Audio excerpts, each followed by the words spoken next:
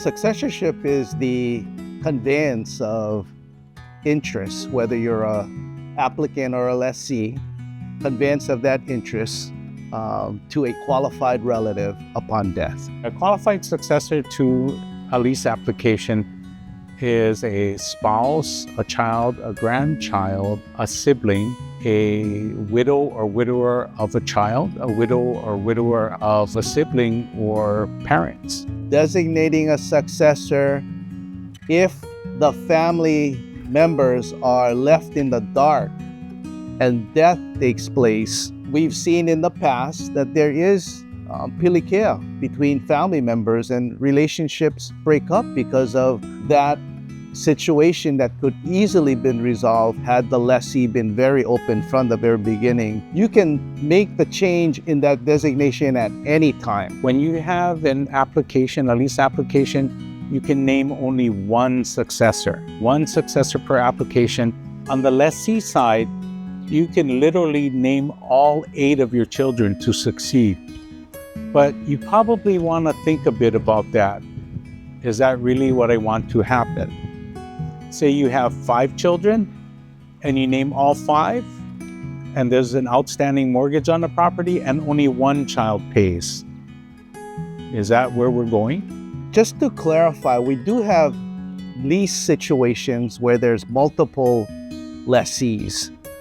Depending on how or what tenancy that interest is held, you may or may not be able to designate a successor. For an example, if Kanai and I hold a lease as joint tenants, basically that joint tenancy is a right of survivorship. So we're each other's designated successor. On the contrary, if Kanai and I hold a lease as tenants in common, we then have the right to designate our own successor for individual 50% interest in the lease. For both applications and leases, if you don't name a successor, what happens is the department has to publish a notice in the paper, and if nobody answers that ad, nobody requests to be named successor, then the application or the lease will be canceled.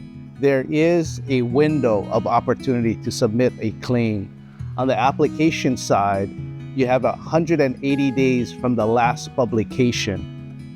And on the lessee side, the rules say 4 months from the first publication. Otherwise, you will be forever barred from submitting a claim if the claim period has ended.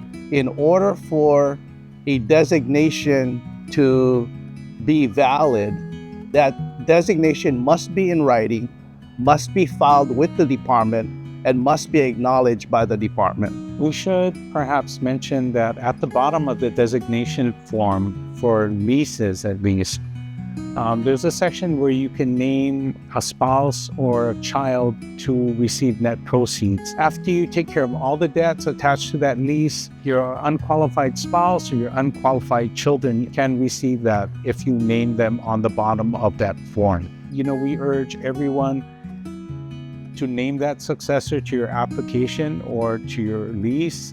And if you're not certain who you named, or if you even have a designated successor, get in touch with the department. It doesn't matter what island you're on, call the nearest district office to you and set up that appointment to set up your designation.